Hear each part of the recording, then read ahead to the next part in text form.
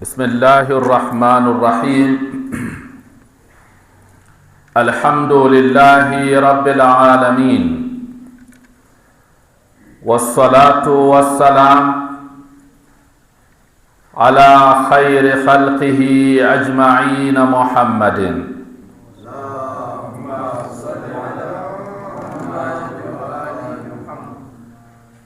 وعلى أهل بيته الطيبين الطاهرين المعصومين المكرمين، وبعد. يقول ربنا في القرآن الكريم: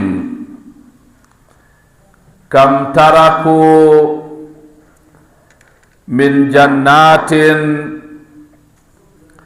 وعيون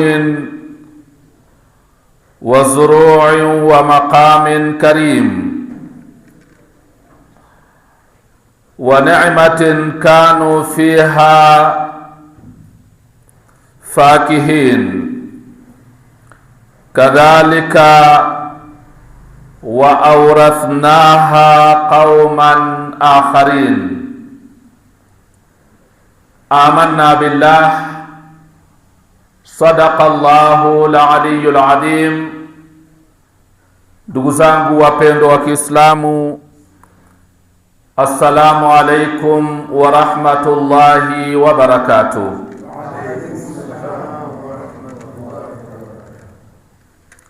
Napenda kuwahusieni na pia kuhusia nafsi yangu juu ya suala zima la kumcha Mwenyezi Mungu Subhanahu wa Ta'ala na kufuata maamrisho yake yote na kuachana na vyote alivyotukataza Mwenyezi Mungu Subhanahu wa Ta'ala. Pia nahusieni na kuhusia nafsi yangu juu ya kushikamana na mwenendo mzuri wa kiongozi wetu, kipenzi chetu, mtume wetu, Bwana Mtume Muhammadun sallallahu alayhi wa alihi wasallam.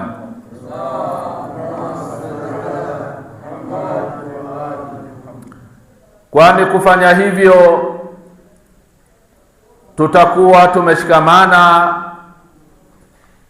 na maelekezo ya Mwenyezi Mungu Subhanahu wa Ta'ala pale alipotuambia: wama atakumur rasulu fakhudhuhu wama nahakum anhu fantahu.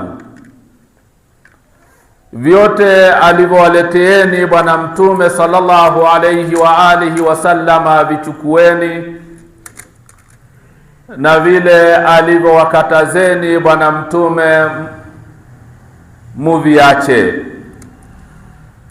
Vile vile kufanya hivyo tutakuwa tumefuata mwenendo wa Bwana Mtume kama Qur'ani inavyotwambia: laqad kana lakum fi rasulillahi uswatun hasana. Kwa hiyo nawahusieni na kuhusia nafsi yangu tushikamane na mwenendo wa Bwana Mtume sallallahu alayhi wa alihi, kwani kufanya hivyo ndio kufaulu duniani na akhera. Ndugu zangu wapendwa wa Kiislamu, leo ni 30 ya mwezi mtukufu wa Ramadhani na tuko katika aljumaa ya mwisho. Tulianza na baraka, tulianza na sikukuu na tunamalizia na sikukuu. Tulianza katika masiku matukufu Alhamis na tukaangukia Aljumaa, na leo tuko Aljumaa tukimaliza mfungo wa mwezi mtukufu wa Ramadhani. Ni neema kubwa sana ambazo ametuteremshia Mwenyezi Mungu katika mwaka huu, katika mwezi mtukufu wa Ramadhani. Ni wajibu kwetu sisi waja wa Mwenyezi Mungu kumshukuru Mwenyezi Mungu kwa neema hii na kwa baraka hii kwa kusema alhamdulillah. Aljumaa ya leo ya mwisho, napenda tukumbushane machache sana kuhusiana na funga yetu ya mwezi mtukufu wa Ramadhani. Funga tuliyokuwa nayo, niwaombe sana kila mmoja aibebe funga ya mwaka huu. Katika Aljumaa ya leo ya mwisho tunaomaliza mwezi, imkumbushe kuhusiana na akhera. Ishi utakavyoishi, kumbuka maisha yako ya akhera. Na ndiyo funga tuliyokuwa nayo, na maisha ya funga tuliyoishi nayo kwa siku 30 ituhamishe katika ulimwengu huu, itupeleke katika maisha ya akhera, maisha ya milele, maisha ya kuwa na Mwenyezi Mungu, maisha ya kuwa na Bwana Mtume sallallahu alayhi wa alihi, maisha ya kuwa na maimamu wetu alayhim afdalus salatu wassalam.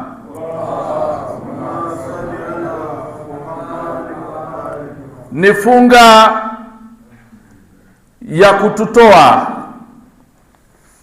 katika ubinafsi na kutuweka katika jamaa, katika jamii, katika umoja, katika utu, katika kuliliana, katika kufurahi kwa pamoja. Ni funga iwe ya kipekee ya mwaka huu ambayo tumeianza vizuri na tunaimaliza vizuri, na huku tukikumbuka matukio mbalimbali yanayotokea katika ulimwengu yenye kuumiza nyoyo za umma wa Bwana Mtume sallallahu alayhi wa alihi wasallam.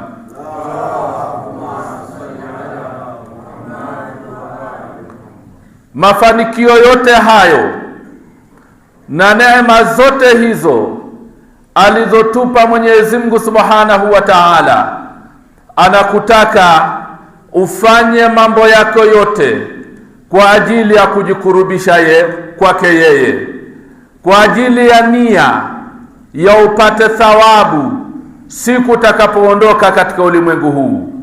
Dunia hii tuliyokuwa nayo ni ya kuazimwa. Maisha yetu na mali zetu za kumiliki ni mali ya akhera. Dunia tunakopeshwa, dunia ni deni, dunia ni mapito. Akhera ndiyo maisha yetu na akhera ndiyo mali yetu. Pepo utakayopewa na Mwenyezi Mungu, hiyo ndiyo mali yako. Hii tuliyokuwa nayo hapa si mali zetu, ni vitu ambavyo tunavitumia, tumeazimwa, na wakati wowote tunaviacha, kisha tunaenda kumilikishwa vile ambavyo ni vya kwetu. Ndio maana aya niliyoisoma, kam taraku min jannatin wa uyun, na maneno haya aliyasoma Amir al-Mu'minin Ali ibn Abi Talib salawatullahi wa salamuhu alayhi.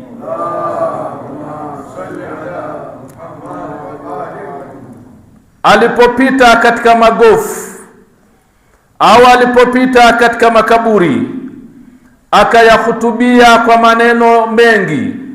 Mwisho akasoma maneno haya ya Mwenyezi Mungu Subhanahu wa Ta'ala, akiwaambia kam taraku min jannatin wa uyun.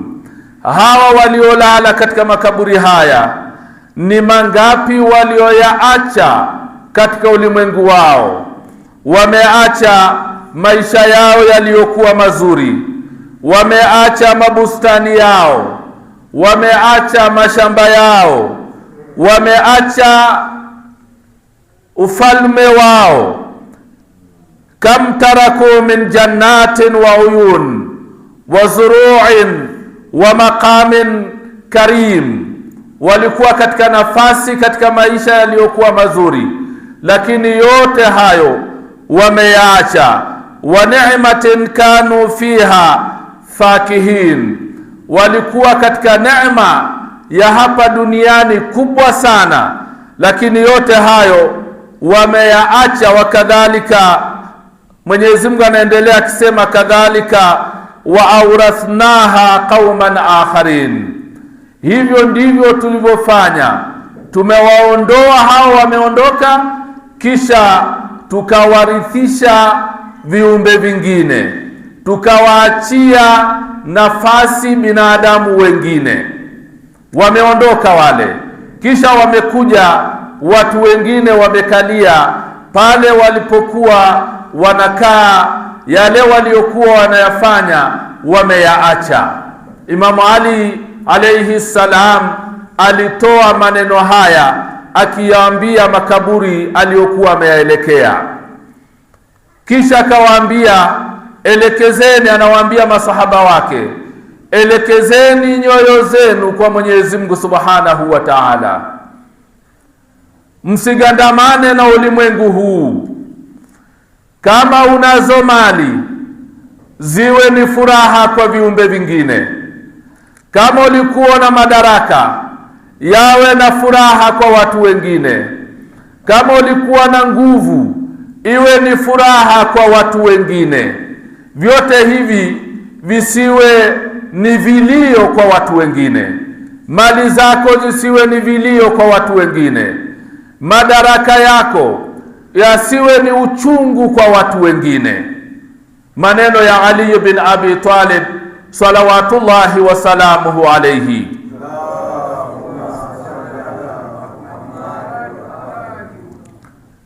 Ndio tukaandikiwa katika moja ya visa vya mtu ambaye alikuwa anaonekana ni mcha Mungu, ni mwema, uwema wake unasifiwa, na pia alikuwa ni tajiri, ana uwezo.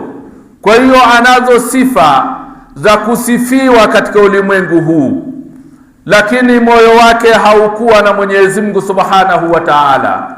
Moyo wake ulikuwa ni mchafu, japokuwa anaonekana anaswali, anafunga, japokuwa anaonekana amevaa Uislamu, lakini ndani ya moyo wake hakuwa hivyo. Kisa hiki kimeandikwa na Sayyid al-marhum Shirazi. Ni visa ambavyo vilitokea katika zama za maasumina, maimamu wetu alayhim afdalus salatu wassalam.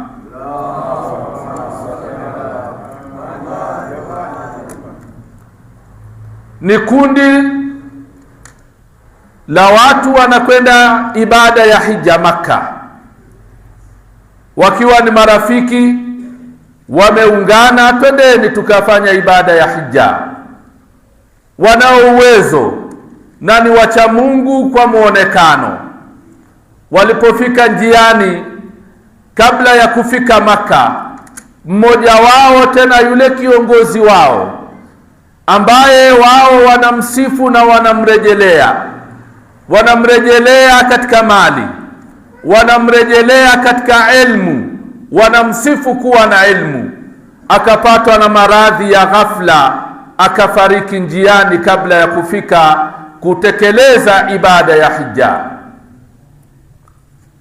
Alipokufa, kama tunavyojua, mtu akifa katika safari ya aina hiyo huwa anazikwa kule kule. Wenzake wakaanza kuchimba kaburi, wakachimba kaburi. Kila wanapofika katika mwanaandani, wanakutana na lijoka likubwa jeusi lenye kutisha. Wanalifukia kaburi hilo, wanaenda kuchimba sehemu nyingine. Ni kisa cha ukweli, si cha kutengenezwa wala si cha kuleta mawazo karibu. Ni kisa cha kweli ambacho kimenukuliwa na maasumina salawatullahi wa salamuhu alayhim ajma'in.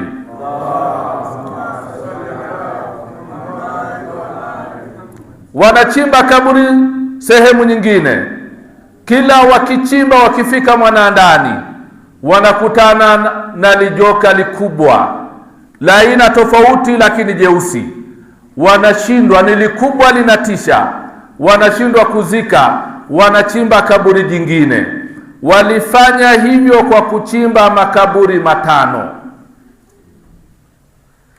Kila wakichimba wanakutana na hali hiyo, ikabidi wakakimbia sana kurejea kwa imamu wa zama zao, imamu aliyokuwepo katika zama zao.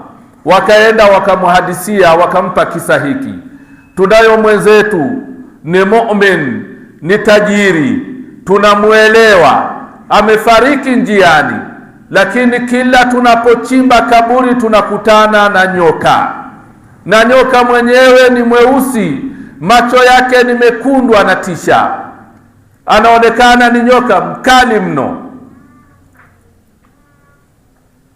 Imamu akawaambia, hata mkichimba dunia nzima kwa ajili ya kumzika, mtakutana na nyoka namna hiyo. Popote mtakapoenda mtakutana na nyoka. Kwa hiyo kinachotakiwa, chimbeni, nyoka huyo hatowadhuru nyinyi, nendeni mkamlaze pembezoni, kwa sababu hamtopata ardhi ya kumhifadhi huyo mwenzenu ambaye haitokuwa na nyoka. Angalieni mazingira namna yalivyo. Walipoambiwa vile, wakaenda wakamzika na nyoka lile liko pale pale. Lakini imamu aliwaambia, mna hayo Mwenyezi Mungu amewaleteeni nyinyi matajiri na nyinyi wenye mali, ili muone kuwa adhabu ya kaburi kweli ipo. Haya ndiyo ambayo huwa yamo, lakini huwa hatuyaoni. Lakini Mwenyezi Mungu huamua kuwadhihirishia baadhi ya watu ili waweze kuzinduka na waweze kurejea kwa Mwenyezi Mungu Subhanahu wa Ta'ala. Mzikeni. Kwa hiyo ni adhabu ya kaburi ambayo huwa tunaambiwa. Wakamzika na lijoka lile liko vile vile. Walipomaliza ibada ya hija, wakarudi wakaenda kumhadithia mke wake kuwa mume wako amefariki na tumemzika. Kisha wakamwambia, hebu tuambie mume wako alikuwa na tabia gani? Kabla ya kumhadithia mazingira ya nyoka katika makaburi 5 waliochimba, na kabla ya kumhadithia yale yaliyosemwa na imamu kuwa mkichimba ardhi au mkichimba kaburi lake dunia nzima mtakutana na hali hiyo, mama yule alikuwa ni mcha Mungu zaidi kuliko mume wake. Akawaambia, mume wangu alikuwa na tabia moja, alikuwa ni muuza unga au ni muuza mazao. Alikuwa kila akinunua mazao anakuja anachanganya na mazao mengine ili apate faida zaidi. Alikuwa na khiana ya aina hiyo. Ndiyo dhambi yake kubwa aliyokuwa nayo. Utajiri wake mkubwa aliyokuwa nao ni kwa sababu ya khiana aliyokuwa nayo, na khiana yenyewe ni katika biashara. Wale wakamfahamisha, muombee msamaha mume wako, mfanyie toba kadri utakavyoweza, kwa sababu tumekutana na mazingira haya na imamu ametuambia namna hii. Salawatullahi wa salamuhu alayhi.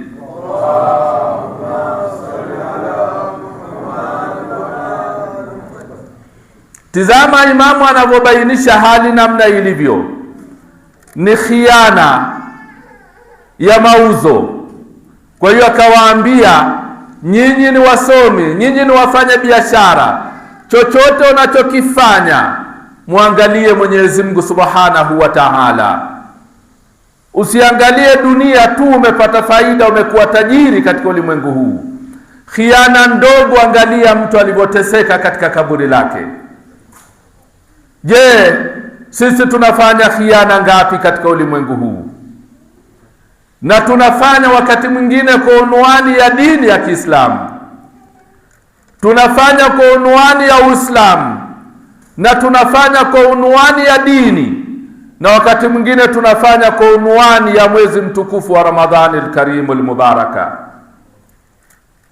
Khiana moja imekuwa namna hiyo, na wameonyeshwa namna ilivyo, mpaka mwisho waliporejea kwa imamu. Mara nyingine imamu akawapa mawaidha yaliyokuwa mengi, akawaambia chochote unachokifanya fanya kwa ikhlasi na nuia qurbatan ila Allahi ta'ala,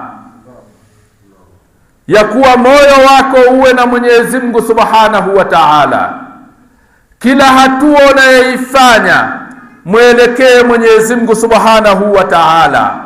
Yule alikuwa ni tajiri, kam taraku min jannatin wa uyuni, wameacha utajiri wake, lakini kule alikoenda hajaenda na lolote katika utajiri ule. Ndio haya aliyoyasema Bahlul. Bahlul sote tunajua hila zake na vitimbi vyake na ujanja wake na akili zake. Siku moja na yeye alipita makaburini. Bahlul alipopita katika makaburi, akaanza kuyaambia makaburi hayo, ayan kadhaba, ayan kadhaba, ayan kadhaba, enyi waongo, enyi waongo, enyi waongo. Anatembea kwenye makaburi, anawaambia waliolala makaburini, waliozikwa, nyinyi ni waongo, nyinyi ni waongo, nyinyi ni waongo. Anahutubia makaburi namna hiyo. Bahlul anaonekana kama ni mwenda wazimu. Wakapita watu wakamsikia Bahlul anazungumza, na ilikuwa kawaida Bahlul, moja ya sifa zake alikuwa na sauti kubwa sana. Akizungumza hazungumzi pole pole, kwa sababu kila neno la Bahlul ilikuwa ni ilmu, ni hikma, ni busara, na aliamua kufikisha busara na hikma kwa njia hiyo. Kwa hiyo alikuwa akizungumza anatoa sauti ili afikishe ujumbe kwa wale anayewakusudia na wale walioko pembezoni. Maneno haya ya kuwaambia maiti waliolala makaburini, nyinyi ni waongo, nyinyi ni waongo, maneno yale yalisikika kwa watu waliokuwepo maeneo hayo. Qila lahu hal tujaddidu jununaka ya Bahlul, ewe Bahlul, unarejesha upya uenda wazimu wako, unafufua uenda wazimu wako upya? Wewe ni mwenda wazimu, sasa unayaambia makaburi nyinyi ni waongo, nyinyi ni waongo. Anapita kaburi moja baada ya jingine, na makaburi haya yalikuwa ni makaburi ya watu maalumu wanayefahamika, ambaye duniani hapa walikuwa wakisifiwa kwa aina tofauti, wakisifiwa kwa madaraka waliokuwa nayo, wakisifiwa kwa mali walizokuwa nazo, wakisifiwa kwa elimu walizokuwa nazo. Sio watu wa kawaida wanyonge wanyonge, ni watu wenye heshima zao katika jamii, kwa hapa duniani, kwa mionekano yao na kwa mitazamo ya watu walivyokuwa wakiwatizama. Bahlul anawaambia nyinyi ni waongo, nyinyi ni waongo. Wanamwambia umekuwa mwenda wazimu, sasa wenda wazimu wako umekukolea ewe Bahlul. Qal, akasema Bahlul, kalla, sijasema uongo, wala mimi si mwenda wazimu. Innahum kanu yaquluna lana qusur, lana basatin, lana marakib, lana amwal, lana quwwa, lana sulta, lana kadha wa kadha wa kadha. Bahlul anaanza kuwaambia wale watu wanayemuita yeye ni mwenda wazimu kwa maneno yake haya. Anawaambia hapana, hawa watu waliolala makaburini hapa walikuwa wanajisifu, wanasema wao wanaye majumba makubwa makubwa hapo duniani, wana kusur, maikulu, mahekalu makubwa makubwa. Walikuwa wanasema wao wana maaridhi makubwa, wana mashamba na bustani nzuri zenye kupendeza hapa duniani. Walikuwa wamezipamba bustani zao kwa maua mazuri, wanajisifu, wanaangalia magadeni yao namna yanavyomeremeta, wanajisifu. Walikuwa wanasema wao wanavyo vipandwa vizuri, usafiri wao ulikuwa ni mzuri, unapendeza. Kwa zama zile hatujui usafiri wao mzuri ulikuwa ni wa aina gani, lakini chukulia usafiri ulioko sasa hivi, unajisifu kwa gari nzuri uliokuwa nalo, kwa ndege nzuri uliokuwa nayo, kwa meli nzuri uliokuwa nayo, kwa kipandwa chochote ambacho unajisifu nacho ni kizuri. Bahalul anasema walikuwa wanasema wanavyo vipandwa vizuri vya usafiri, na walikuwa wanasema wanazo mali nyingi, na pia walikuwa wanajisifu wao wanazo nguvu za kutosha, na pia walikuwa wanajisifu wanayo madaraka ambayo wanaweza wakaamua chochote kile, na hakuna yoyote ambaye anaweza kanyanyua sauti mbele ya maamuzi yake. Maneno ya Bahalul, angalieni hikma ya Bahalul namna anavyozungumza na watu hawa wakubwa wakubwa waliokuwepo hapa duniani.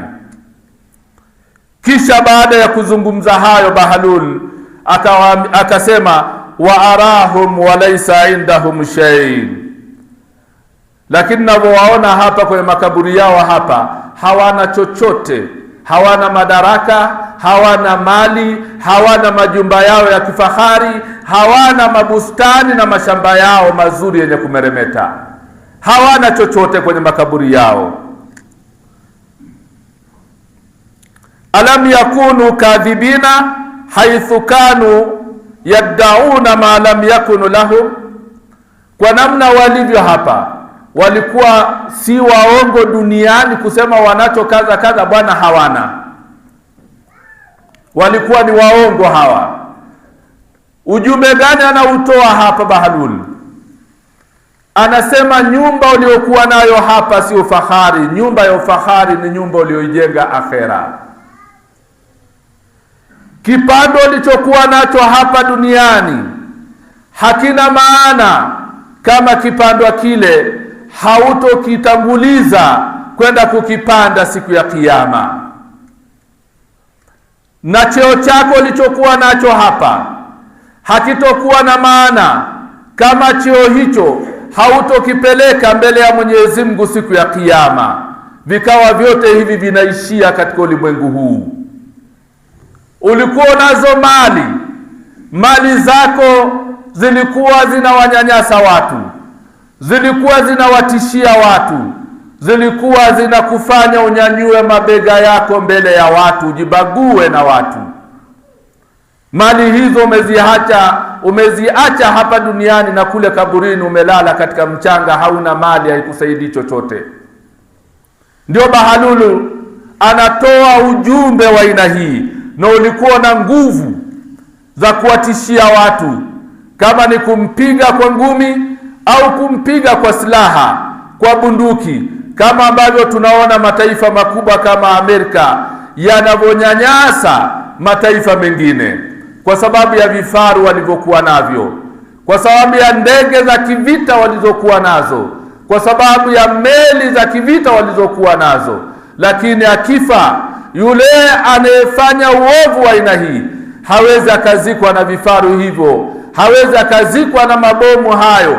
Mabomu hayo na vifaru vile haviendi kumlinda na adhabu ya kaburi ya nyoka na mange, haviendi kumlinda na adhabu ya moto wa Jahannam. Vyote anaviacha hapa.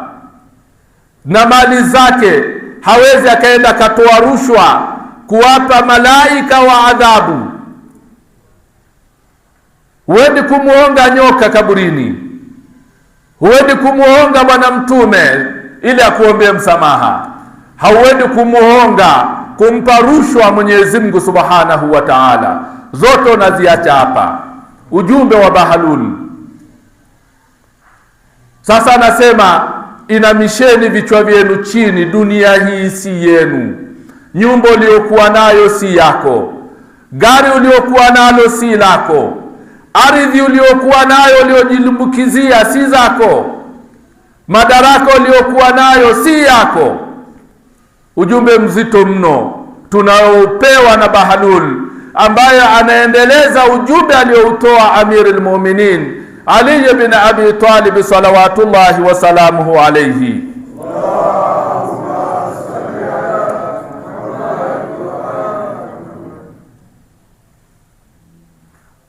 Haya ndiyo maisha ambayo tunatakiwa tuwe nayo, na ndiyo mwezi mtukufu wa Ramadhani unavyotujenga na ulivyotulea. Unatakiwa uwe mnyenyekevu, uwe mpole. Mwezi huu ni mkubwa mno. Kama haujatanguliza kwa Mwenyezi Mungu, kama mwezi huu haujakufinyanga ukaishi maisha ya aina hii, ukaona ardhi hii unayetembea ndio kila kitu, ukaona vipando ulivyokuwa navyo ndio kila kitu, ukaona madaraka uliokuwa nayo, ukisema watu wote wanatulia hawakubishii, ukaona ndio kila kitu, utaenda kupambana na haya. Yule wa kwanza ambaye ardhi kile kichimbwa hakuwa mwenda wazimu, anasifiwa kwa elimu, alikuwa ni msomi, na alikuwa anasifika kwa mali, ni tajiri. Ndio maana wanatoka wanaenda zao kufanya ibada ya hija, sio mtu mjinga. Lakini kaburi lake kila likichimbwa linakumbana na manyoka namna hiyo. Tizama mwingine vile vile, hii kutoka kwa Imamu Jaafar as-Sadiq salawatullahi wa salamuhu alayhi.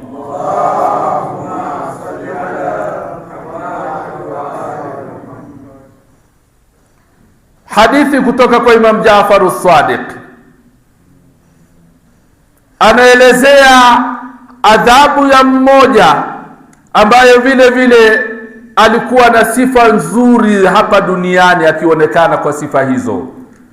Watu wanamwandama namna hii kwa vile alivyokuwa navyo. Alipozikwa, Imamu anaelezea alivyokuwa anaendewa sasa na malaika wa adhabu. Akaambiwa, kutokana na dhambi zako wewe tutakuwa au tutakuchapa fimbo 100 za moto wa Jahannam katika kaburi lako. Akaomba msamaha kuwa sitoziweza, ni nyingi sana. Akapunguziwa mpaka ikabaki fimbo 1. Maelezo ya Imam Jaafar as-Sadiq alayhi afdalu salatu wassalam.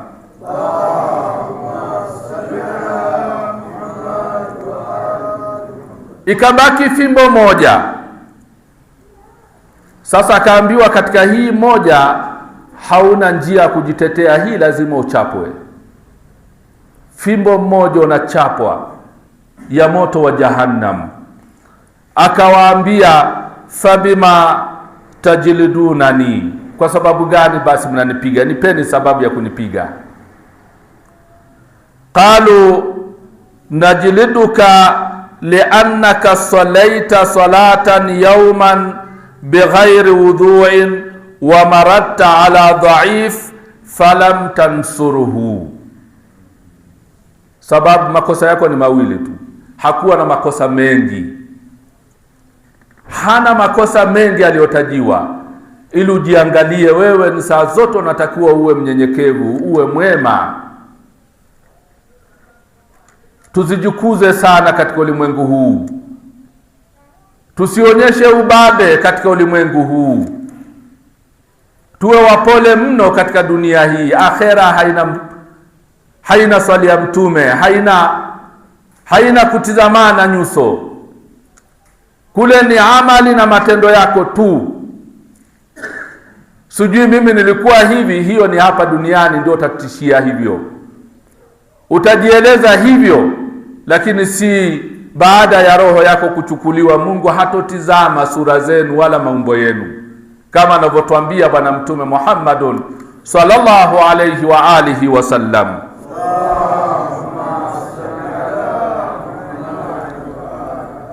Kwa hiyo anaambiwa tutakuchapa fimbo moja. Anawaambia, kwa nini mnichape hiyo fimbo? Niambieni, nipeni sababu. Akatajiwa makosa yake ni mawili. Hajaambiwa mengi ndugu zangu. Anaambiwa siku moja uliswali sala bila ya udhu. Uliswali sala bila ya udhu. Sio kuwa hajaswali, kaswali lakini bila udhu. Ili angalieni namna Mwenyezi Mungu namna anavyotupeleka katika maisha haya. Kisha wakamwambia sababu nyingine ya pili. Madhambi yake ni mawili tu, si mengi. Kisha akamwambia sababu ya pili, siku moja ulipita kwa mtu mnyonge asiyokuwa na chochote, hukumsaidia. Wa maratta ala dhaifin falam tansuruhu, hukumnusuru mnyonge anayeumizwa, anakandamizwa mnyonge, na wewe umemuona haujamsaidia, ukapita kwa kusema mimi hanihusu, au mimi huko siingii, sio yangu, ukafumba macho. Au ukaona huyu anayemnyanyasa ni mtu wangu, ni jamaa yangu, ukanyamaza, haukumnusuru, hukumsaidia mnyonge. Kwa madhambi hayo tutakupiga fimbo hiyo moja. Imam Jafar as-Sadiq salawatullahi wasalamu alayhi anasema, fajaladuhu jaldatan min adhabin nar famtalaa qabrahu nara. Allahu akbar. Akachapwa fimbo moja, fimbo ile moja kaburi lake lote likajaa moto wa Jahannam. Fimbo moja ikawasha kaburi zima. Angalieni kaburi na ukubwa wote, likawa ni moto wa Jahannam, lote linamuunguza katika kaburi lake kwa fimbo moja. Madhambi yake ni mangapi? Leo tunafanya mangapi katika madhambi? Tunafanya madhambi mangapi katika ulimwengu huu? Ndio hapo Imamu alayhi salamu akasema, faman ya'mal mithqala dharratin khayran yara wa man ya'mal mithqala dharratin sharran yara. Subhanallah. Mwenye kufanya jema dogo kiasi gani ataona, kama mwenye kufanya ovu dogo kiasi gani ataona vile vile. Akasema, jitahidini sana kuwa na udhu katika sala, na jitahidini sana kuwanusuru maskini, kuwanusuru mayatima. Na kwa munasaba huu wa kuwanusuru maskini, kuwanusuru wanyonge, ndugu zangu, tutoe zakatul fitr ili tuwanusuru hawa. Usimpite mtu anayelia anasema sijala, na ni muumini mwenzako na unamuona unayo, msaidie ulichokuwa nacho. Muumini mwenzako unacho cha ziada, toa zakatul fitr. Na si tu zakatul fitr, hata kama muumini mwenzako anakuijia na kulilia, naomba niongezee hela kidogo, ninunulie watoto wangu na wao wafurahi na nguo zaidi,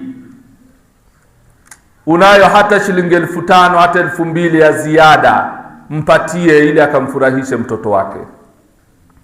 Mtoto ni mnyonge, ni maskini, hana uwezo. Ikiwa atatoka hajapendeza kama majirani, na wengi wetu tunaishi labda ni nyumba za kupanga, mtoto wa jirani hapa hivi nafika muda wa kutoka, wamevaa vizuri, wanaenda kutembea kama ambavyo ni ada za kutembea katika masiku ya sikukuu. Wakwako amekaa mlangoni anasinzia, hana nguo ya kuvaa, hana chochote.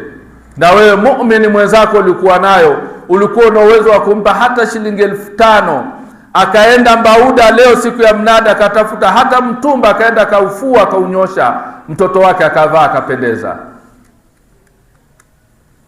ukawa bakhili, ukajizuia, hauna ile huruma, hauna yale mapenzi ndani ya moyo wako, Ramadhani ilikuwa inatujenga nini? Kama hatuwezi tukaamka katika haya, badala ya kusaidia katika uovu, wako wengine wanatoa misaada katika uovu. Ni wangapi ambao wanaweza wakatumia pesa zao kwa ajili ya kuwakatisha tamaa wengine wasifanye jambo lililokuwa la kheri? Wangapi ambaye anaweza akapewa pesa au akaidiwa chochote akaambiwa usionekane mahala fulani au usiende kule japokuwa ni sehemu ya kheri? Mangapi ambaye yanafanyika namna hiyo katika ulimwengu huu, na zinatumika pesa, lakini saa hiyo hiyo kuna yatima hana nguo, saa hiyo hiyo kuna fakiri, kuna maskini hana chakula siku ya Idi. Majirani wanakanga, wanapika, kama ambao tunasema nyumba nyingi zetu sisi ni watu wa kupanga. Jiko la ushirikiano, jirani yako mlango wa pili anapika pilau,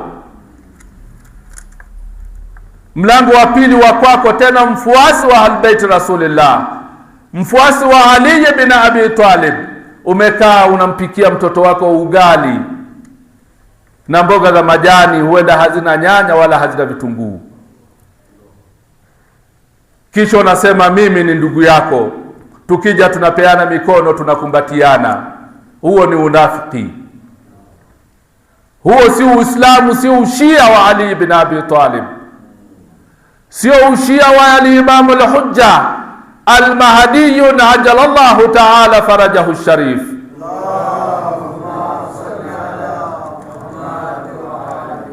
Dunia na akhera hahitaji mtu munafiki hata mara moja. Jipendekeze utakavyojipendekeza, jihangaishe namna utakavyojihangaisha. Kwa Mwenyezi Mungu anachohitaji ni ikhlasi, ni usafi tu. Hakuna uchafu katika ikhlasi, hakuna uchafu katika pepo ya Mwenyezi Mungu Subhanahu wa Ta'ala. Waislamu tuamke, ulimwengu ni mzito mno huu. Ulimwengu huu situvae tukaona ardhi hii tunavyoikanyaga na tuko na afya njema na tunazo hela mifukoni, tunazo nyumba, tunazo hivi ambavyo tunaviona ni starehe katika dunia hii, tukajiona sisi tumeshafika, sio watu wa kufa tena. Ujijue tunakufa na hivi vyote tunaviacha hapa, tutengeneze akhera zetu. Ndio maneno haya ya leo Aljumaa ya mwisho, napenda kukumbusha watu tuelekeze mioyo yetu akhera. Tuipe mgongo dunia, sio kuiacha, tuipe mgongo dunia, tuitumie kwa maslahi ya akhera. Tusiitumie dunia hii kwa ajili ya dunia. Tuwe ni wema, tuwe ni wanyenyekevu, tuwe ni binadamu, tuwe ni wenye kuombeana msamaha kwa Mwenyezi Mungu Subhanahu wa Ta'ala. Kam taraku min jannatin wa uyun, mangapi wameyaacha? Wako wapi wakina Thamud, wakina Hamana, wakina Firaun? Wako wapi wafalme wakubwa waliomiliki, ambaye ilikuwa kila mji wanazo nyumba za kifahari? Wangapi waliokutwa kwenye manyumba yao wana magari zaidi ya 100, 500, 700? Wameyaacha na sasa hivi yote. Wako wapi wakina Mabutu Sese Seko wa hapa ambaye sote tulikuwa tunajua na kusuru zake? Yukoje kule? Yale ndiyo maisha ya milele. Hapa hatoishi miaka 70, miaka 80. Siku kifo ukiulizwa uliishi miaka mingapi, uliishi muda gani duniani, utasema nimeishi siku moja au nusu siku. Ndio majibu utakayoyatoa. Umri wako hapa ni miaka 80, umekufa. Umri wako ni miaka 100, umeishi hapa duniani kisha kafa. Lakini utaulizwa kam labista, umeishi muda gani? Umri wako ulioishi duniani ni ipi? Hautokumbuka miaka 80. Utasema nimeishi siku moja au nusu siku. Ndio maisha tuliyokuwa nayo. Nusu siku ikupeleke Jahannamu milele, siku moja ikakuangamize milele siku ya Kiyama.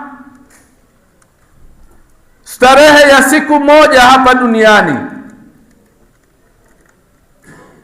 ya kudanganywa na mtu hapa na pale ukadanganyika,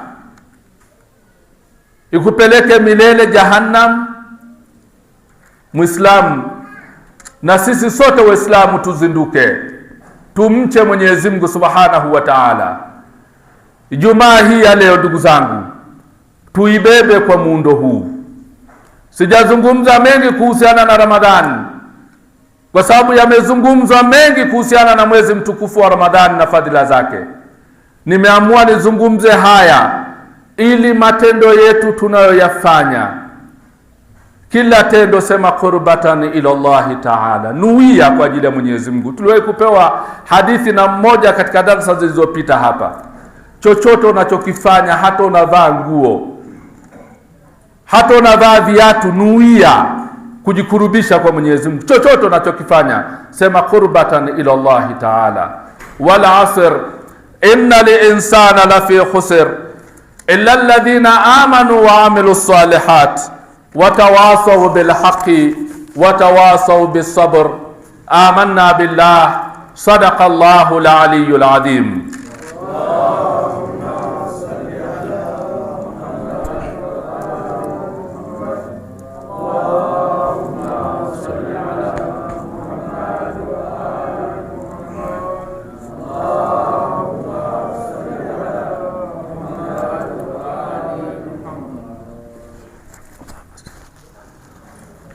Bismillahirrahmanirrahim. Alhamdulillahi rabbil alamin.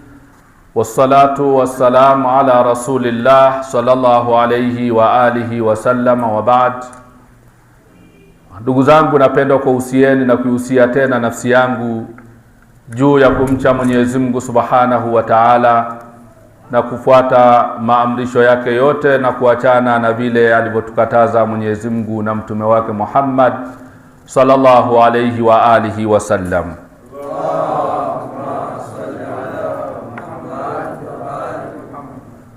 Alhamdulillah, Mwenyezi Mungu atujalie masaa machache haya yaliyobaki ya kumaliza mwezi mtukufu wa Ramadhani, atupe afya na nguvu na kutubia pale ambapo tumekosea katika funga zetu.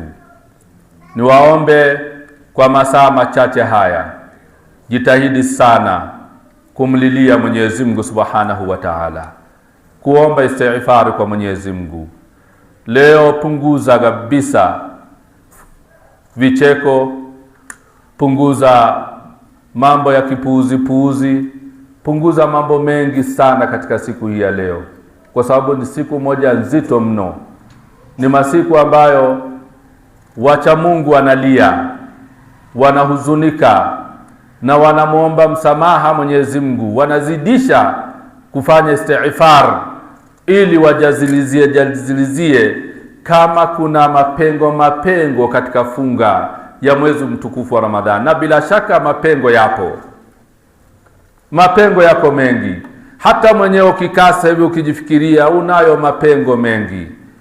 Jiangalie sunna ngapi umezifanya katika mwezi mtukufu wa Ramadhani.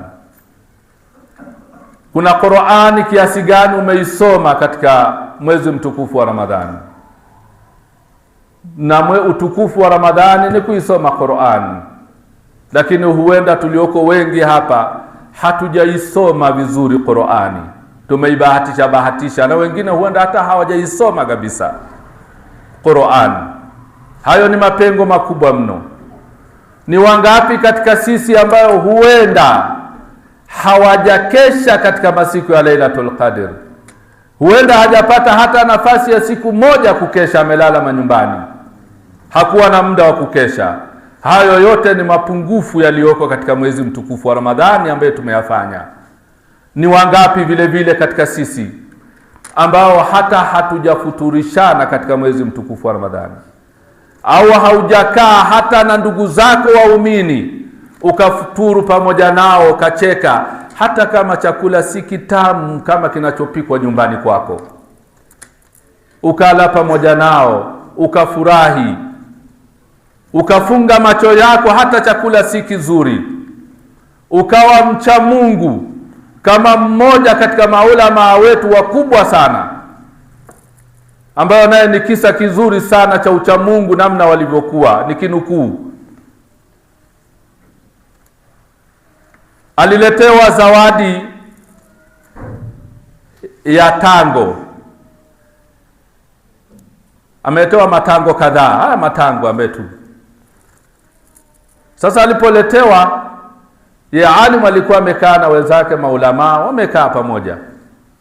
Akapewa matango yale. Si katika msimu wake, ni msimu nje ya msimu wa mazao hayo ya matango, matunda hayo. Akachukua akaanza kula. Akala la kwanza akalimaliza, akachukua la pili akalimaliza, alikuwa matatu manne akayamaliza yote. Hajawapa wenzake. Wenzake wakashangaa, alimu mkubwa anakula peke yake. Si bila shaka inashangaza. Tango kubwa kwa uchache, yala tafadhali, ile mujamala wa ulama wa Kiislamu hakuna, anakula peke yake na amekaa na wenzake. Na ni mcha Mungu anafahamika. Akayamaliza yote. Sasa wana vipi? Yule aliyoleta zawadi akaondoka. Alipokwenda wakamwambia, shekhe, leo umefanya mambo ambayo hatujakuelewa. Matango yote umeala peke yako. Sisi tunakuangalia tu hivi. Na unajua kitu ambacho si cha msimu wake sio mengi, na maana yanatamanisha, sio msimu wake, na maana ni machache, ukiyaona unayatamani. Lakini shekhe, umeala peke yako matango matatu manne. Shekhe yule akawaambia, ni kweli nimeala peke yangu. Matango haya kama mnavyojua si msimu wake, na yalikuwa ni machungu mno. Ni machungu sana, hayaliki. Sasa ningewapa nyinyi, mngeanza kuzungumza, mngemuumiza huyu alioniletea. Mngeanza kusema matango gani haya machungu haya? Mngeanza hata kuyatupatupa, alafu huyu angehuzunika. Na ameniletea kwa furaha, nataka thawabu. Kwa hiyo nimevumilia ni yale mimi kwa uchungu, ili aondoke akiwa na furaha.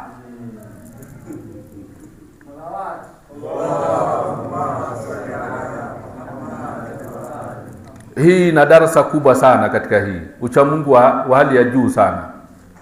Anaangalia hisia za mwenzake.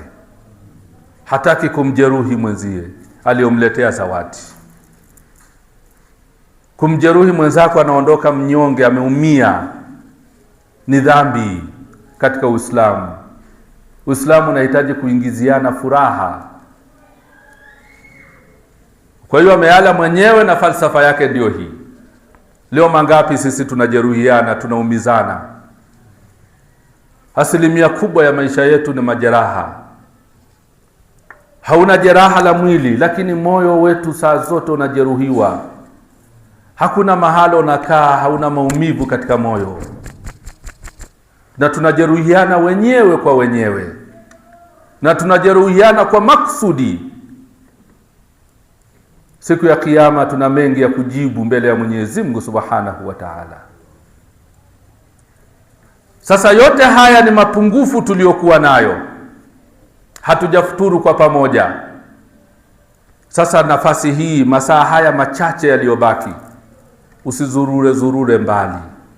Kuwa karibu na maeneo ya ibada. Mlilie sana Mwenyezi Mungu ili ajazie pale palipokuwa pamepungua. Na usiku, katika siku bora, miongoni mwa masiku bora, usiku ni usiku wa kuamkia Idi. Usiku wa leo baada ya magharibi ni katika masiku bora. Na niwaambieni, na sisi katika Husainia yetu tutakuwa na amali chache baada ya iftari ya pamoja hapa. Ya sisi iftari ya kawaida ya kuonja. Lakini ili tufanya amali za usiku wa leo, dua inayosoma usiku wa leo. Sisi tuna matatizo mengi mno, tuna majeraha mengi mno, tuna maumivu mengi mno. Hatuna amani kabisa na dunia hii, kama vile tumeumbwa tuteseke na Mwenyezi Mungu katika ulimwengu huu. wakati sivyo. Tumeumbwa ili tuchekelee na tufurahi na dunia yetu hii kabla ya akhera, lakini maumivu ni mengi kuliko furaha tuliyokuwa nayo. Unafurahi kidogo, lakini machozi yanatutoka sana, na kama hajatutoka machozi ya machoni, lakini machozi ya kwenye moyo, kwenye nafsi yanatiririka mno, tena yanatiririka damu, sio maji tena, kwa mauchungu ambayo tunayapitia katika ulimwengu huu. Mahala popote utulivu hamna, amani hamna, ubinadamu hakuna, mikono ya furaha hakuna, makumbatio ya amani ya furaha yenye kuunganisha nyoyo hakuna. Sasa tuutumie vizuri usiku huu ndugu zangu, kwa ajili ya ibada. Na pia nitoe matangazo. Baada ya haya nieleze vile vile kuwa bila shaka jedwali limesharushwa katika magrupu. Kesho sala yetu, salatul Eid. Kwanza mnaomba wote muhudhurie, tushiriki kwa wingi katika ibada ya sala, bila ya kuhofia mazingira yatakaye kuwepo ya mvua, ya tope. Tembea. Jana Sheikh Hussein alituambia kila hatua unayoipiga ina malipo yake ya kipekee. Kila hatua unayoipiga ina malipo makubwa, na zaidi hatua unazozipiga zikawa zimeambatana na tabu na shida, ni matope, ni shida, mvua, umelowana, ile Mwenyezi Mungu anakutizama kwa jicho la kipekee. Wewe hujui tu. Jipatie tabu kwa ajili ya Mwenyezi Mungu. Usije ukasema mvua inanyesha nilishindwa. Hapana, njoo pamoja na mvua, kama unaye madhara ambayo itakudhuru labda hiyo, lakini tembea na matope na shida ile, huku namtaja Mwenyezi Mungu, namsalia Bwana Mtume sallallahu alayhi wa alihi wasallam, na huku naomba msamaha kwa Mwenyezi Mungu subhanahu wa ta'ala. Utashangaa Mwenyezi Mungu anakufungulia njia ambazo ulikuwa huzijui zitafunguka kwa njia ipi. Tusiwe wavivu katika mambo haya. Saa 2 juu ya alama tunaanza ibada yetu ya sala, lakini tunawaomba waumini wafike kuanzia saa 1 kwa ajili ya kufanya amali zinazofanywa siku ya Idi, likiwepo zoezi la kutoa zaka, na kuwepo na zoezi la usomaji ziara ya Imam al-Hussein, pamoja na kusoma dua ya nudba, pamoja na upigaji wa takbira za kutosha siku ya kesho. Na msisahau kuoga, na usisahau kuanza kwa kufungua chochote. Lakini pia kama utakuwa haujafungua na chochote, hii ni sunna kuanza kufungua kabla ya sala, na inatakiwa ufungue na kitu kitamu. Usifungue na kitu kichungu. Fungua na kitu asubuhi, yani kitu cha kwanza mdomoni unachokiweka kesho kabla ya sala kiwe ni kitu kitamu. Na inapendekezwa zaidi kuanza na tende. Kama unayo tende nyumbani kwako, wakati unatoka itafune. Kama hauna tende na haujapika chai kwa sababu ni mazingira ya asubuhi, njoo kabla ya sala hapa, tutapeana punje moja ya tende ili tupate sunna hii kwa pamoja. Tunahitaji tuende na sunna hizi ili Mwenyezi Mungu atusaidie. Tutagawiana tende hapa ili tuanze na hii sunna, kisha baada ya hapo tunaswali kwa pamoja. Kwa hiyo zoezi linaanza saa 1 juu ya alama ya kufanya amali hizi zote mpaka saa 2 ndio sala inaanza. Kisha baada ya hapo, bila ya kutawanyika haraka, tunatoka hapa nje ambao kutakuwa pameandaliwa chai ya pamoja. Tunahitaji undugu, ndugu zangu. Tunahitaji kuombeana msamaha, tunahitaji kusemeheana, tunahitaji kustiriana, tunahitaji upendo wa kila mmoja. Kisha tunapata chai ya pamoja.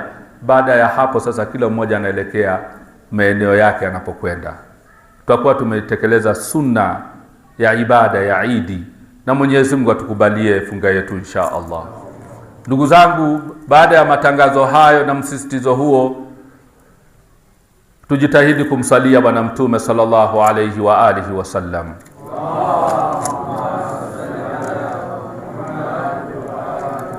Kama alivyotuambia Mwenyezi Mungu, inna Allaha wa malaikatahu yusalluna ala nabi ya ayyuhalladhina amanu sallu alayhi wa sallimu taslima.